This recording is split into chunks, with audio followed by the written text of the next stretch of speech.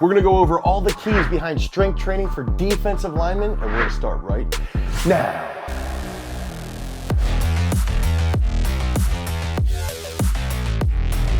So think about the best defensive linemen. Let's look through the history of the sport, right? Think about someone like Reggie White, or even someone like Myles Garrett, somebody who's a little bit more contemporary. That's just a total beast. They've got tremendous ability to have tons and tons of speed, even for someone of hulking body weight, right?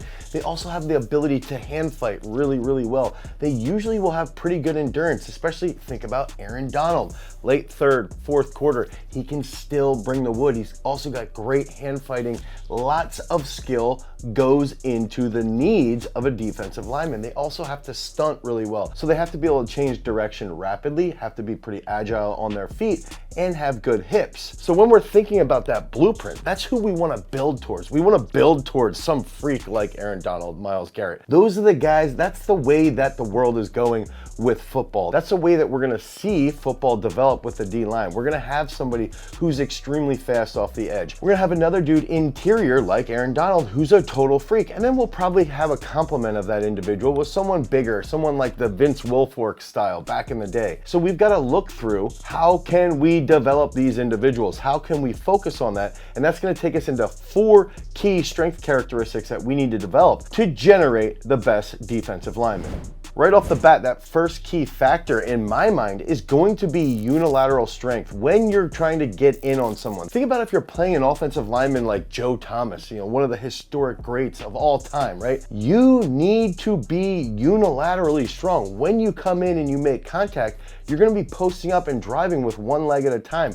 You're also gonna be hand fighting, which means you have to be explosive, and you also have to have max strength in those hands to apply a large amount of force to move that opponent. In this case, an offensive lineman who's also strong and who's also resisting you with specific technique. So if we want to look at what type of unilateral strength do we want to focus on, that first step would be single leg squats. So you can use single leg squats to develop hip mobility, target the glutes, target the hamstrings, and then focus on that drive. That takes us into something like step ups. Step ups are also a phenomenal way to think about driving forward. It's going to increase the first 2 to 3 steps. Then that takes us into what if we're doing alternating dumbbell presses rapidly, anything like that, that's gonna emulate that hand fighting that's paramount to being a successful defensive lineman. Now that takes us into that second supporting role. That's gonna be absolute strength all around. When we're playing football, we are hitting in a hard collision around 0.4 seconds to a half of a second. That's when the collision occurs. Okay, and this is something that I was fortunate enough that when I was on the field for a Penn State-Michigan game last year, I was studying when were the hats hitting?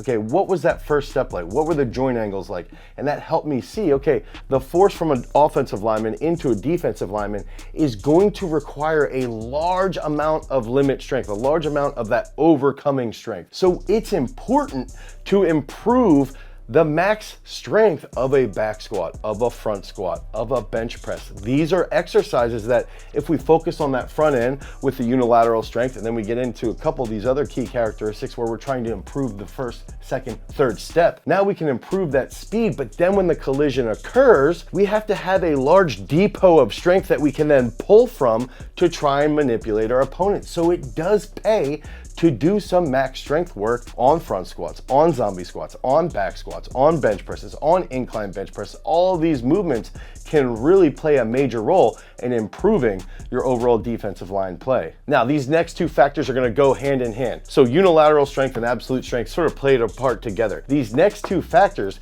it's gonna be impulse endurance. So impulse, let's define this, is producing a large amount of force or producing force in a distinct period of time. Now, I mentioned earlier that when I was at the Michigan-Penn State game, I could see they were making contact around 0.4 to 0.5 seconds. Okay, so that impulse would be, I have to produce a distinct measurable amount of force in about a half a second. Okay, so whoever can create the most amount of force in that half second is probably gonna win the game as long as the technique is similar. That's impulse, okay? So force in time, impulse. Now, if we can do that over a long period of time, meaning over the length of a game, so third quarter, fourth quarter, we have that impulse endurance. Let's say I'm playing an opponent and my impulse is 100, his impulse is 100. But in the third quarter, my impulse is 92 and his impulse is 80. I'm likely gonna win in the third quarter. Now we get into the fourth quarter, he's even more fatigued. He might be at 70, I'm at 85. That's impulse endurance. That's what we wanna focus on. And ways that we can improve that is by doing a little bit more volume, but also doing simple cardio exercises, getting in the sauna, but most importantly, on the minute drills. If we do on the minute drills for 10 to 15 reps, so taking an attempt on the clean or taking an attempt on a power snatch every 60 seconds for 15 minutes, that will improve our impulse ability. And then tailoring on that back end, now we have that large amount of force that we're developing, that first step from that impulse ability. First step is key. If we have a steeper shin angle, and we have our twitchy nervous system developed from that impulse endurance, and we have unilateral strength, and we have absolute strength, that fourth key factor is gonna be mobility. So we need to improve the mobility in our hips. We need to improve the mobility in our ankle. We need to even improve the mobility in our shoulders when we're starting to post up. If I have good thoracic extension, I can post up on somebody, get my head through, and that's gonna artificially lengthen my arm. But that's because I have decent mobility in my thoracic spine. I don't have that good of mobility, but ideally someone like Myles Garrett, Aaron Donald, they do.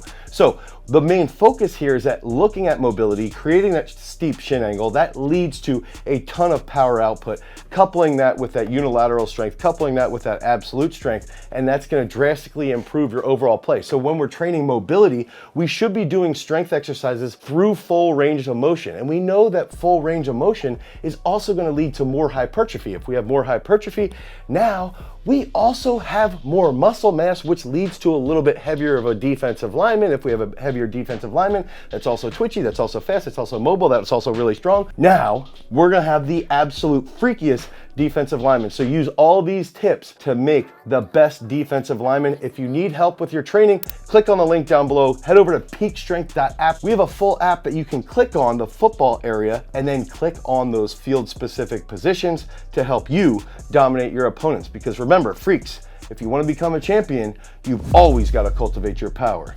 Peace.